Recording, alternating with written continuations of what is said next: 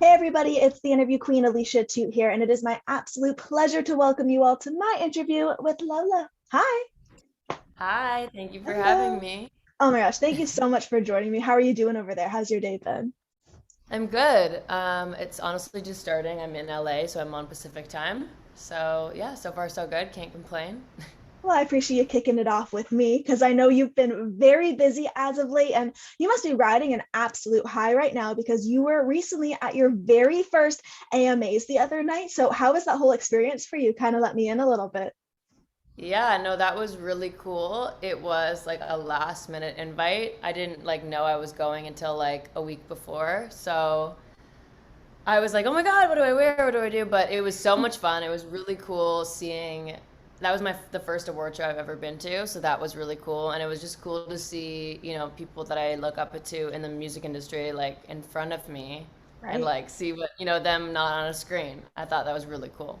Was there one person specific that you kind of had a little idol moment and you saw them thinking, holy shnikes, like they're right in front of me?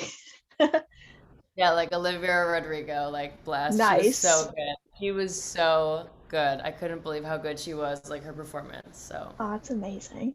I mean, just going from yeah. one great artist to a couple of others, you just had your very first tour ever alongside Newfound Glory and Less Than Jake. So, was that kind of like a holy shit experience for you the whole time? Because I was following the photographs you were posting. You just had the whole time like a smile from ear to ear. So, yeah, let me know about that because I imagine your Yeah. mind was just kind of blown. Yes. Oh my God. That's you said it so right. Like I actually had a smile from ear to ear the Aw. entire time. I just had the best time ever. I actually had a lot of anxiety because I'd never been on tour before. So I was like, "Oh my God, like what if every night I'm nervous? Like I don't get nervous, but I was nervous that I was going to get nervous. I was like, what if I'm nervous on stage? What if I can't sing? Like what if I lose my voice?" I had so much anxiety before the tour and I was like, what if I hate touring? I love touring. I was like obsessed with it. And after the first day, like when I got on the stage, I was like, oh, okay, I'm not nervous. I love this. You got this. Um, so I'm so happy that it went well because I feel like it could have like gone horribly and it was very long. It was 2 months. So like once you're in it, you're in it. Yeah. So yeah, I had the best time. The bands were amazing. Like everyone was so nice. Everyone like especially like, Newfound Glory and Les and Jake like who have been doing this for a long time. And they were very I don't want to call them mentors because I don't want them to sound like they're old. But like they were really good mentors. Like they were just awesome. Like Oh, that's really incredible. helped And out. Yeah. I mean, being your first tour ever, did you kind of learn any tour hacks while out there where you thought, oh my gosh, I have to implement that for my own tours going forward? Or did you kind of run into any funny Spinal Tap moments during your first check? Because I have to say, there was that one photograph you posted where the van broke down and you had the sign you Oh, were holding there. I'm like, this is amazing.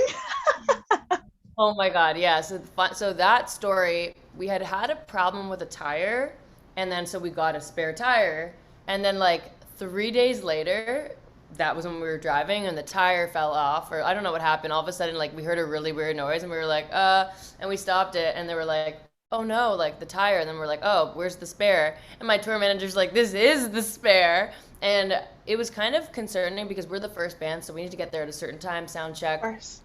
and then go on. And we were like, we might not make it to the show, like, Oh, and we had the Bristol board and the permanent markers. So we were like, let's do this as a joke. I honestly was too big of a pussy to actually hold it up for that long, but yeah. we held it up for the video. And yeah, it ended up working out, not from the sign, but No, so no. nothing had to be done. Everything was very PG-13. We called whatever CAA, I don't know, is that a thing? Whatever the tow company in the States, and they helped us out. So, but yeah, that was definitely like a moment where my tour manager and everyone was kind of freaking, and I was like, "This is so cool! Like we're on tour! Like the Oh, van broke down! Like it's happening! We're in it's it!" like And they're right out like, of "Why a are you so?" movie. Yeah, they're like, "Why are you so calm?" I was like, "I don't know. It's kind of exciting." Oh, that's so much fun. I mean, of course, we've been talking about the tour a little bit, but we have to dive into the music because when it comes to that, your EP Overkill is officially out in the world. And when I'm listening to these tracks and especially focusing on the lyrics, you were just so blunt, and I admire that so much. So, have you always just been a really honest person and found it pretty simple to express that side of you? Yeah, I mean. That's the thing. Like when I write my songs, sometimes people are like, "Can you say that or should you say that?" And I'm kind of just like, I don't really know how else to express myself. So this is Yeah. just like how it's been.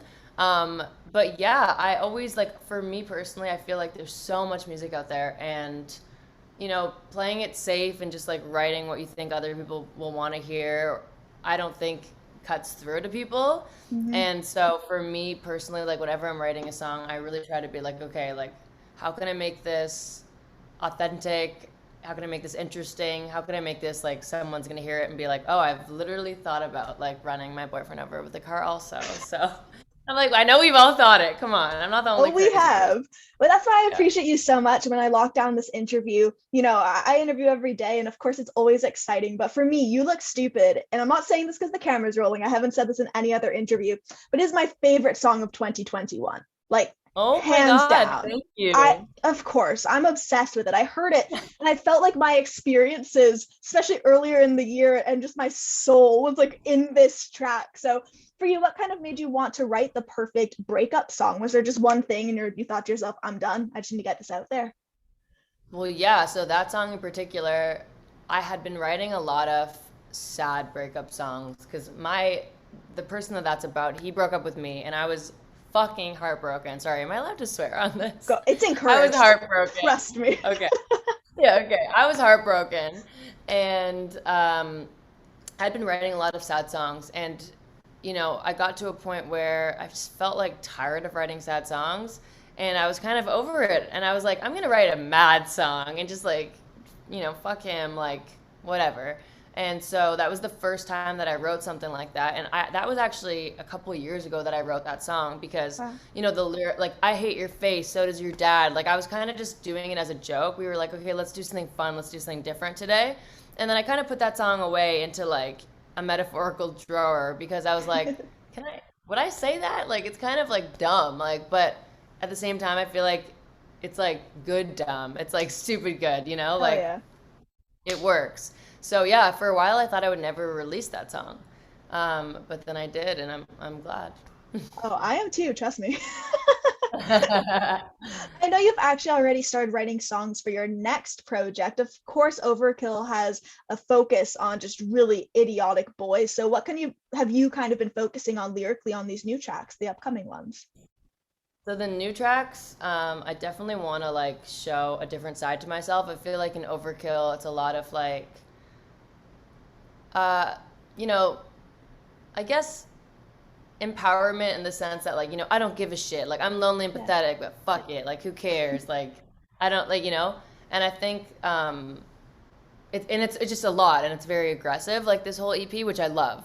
But I think for my next EP I kind of want to like pull back the layers and show a different side of myself and show that I am actually really sensitive, and that's why I kind of like am put on this front of like I don't care and I don't care, but it's like at the same time everyone also cares Yeah, a it's like I little don't bit. care, but I I'm have fighting. feelings. Exactly. So that's kind of gonna be moving forward the vibe of the next few songs at least that I started writing that I really like. Oh, so we're gonna see so many different shades of you, which is super exciting. And one of those other ones that you've actually put out there is your bio. It's simply online, says dumb bitch. And that's a quote, not me calling anything. But what would you say are some of those little endearingly kind of dumb qualities or even some quirks? Because just going back to the bluntness, like I think it's so funny that that was just thrown up there. Yeah, you know what? So that is like a quote from my song Lonely and Pathetic. I'm Hmm. a dumb bitch and I blew it, and I just thought it was the perfect bio because like I feel that there's so many words and so many things that people take as a bad word or like something that you're down on yourself, but I feel like for me personally, I wanted to like empower that word. Yeah. Like fuck, like yeah, I'm a dumb bitch. Like I'm a little crazy at times. I like do all this stuff, but like whatever, you know? So I put that as my bio just for the before Lonely and Pathetic came out. Hmm. And I was like, I don't think I can ever take this down. I No. just think that it's a cool it's just I think it's cool. Like I embrace it. And it's actually funny because someone commented something on one of my posts once being like, don't call yourself a dumb bitch or something. And I was like, dude, like I'm a dumb bitch and I love it. Like, Yeah. it's empowering. I wrote a nice comment, but Instagram thought that I was just saying dumb bitch. and I Oh, got banned from going live. I got like suspended and banned from going live for like a month.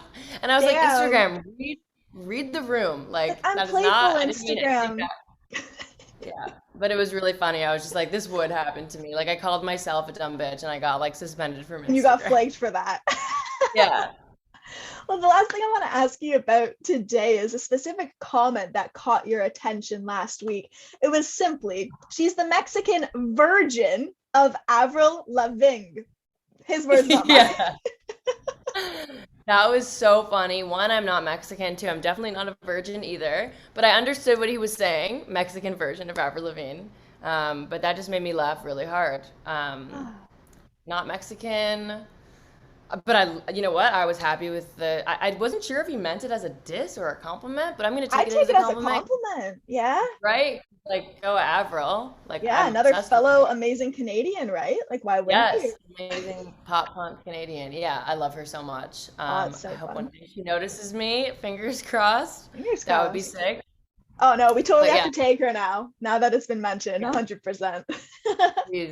please tag her. Oh, But no. yeah, that was probably one of the funniest comments I've ever read.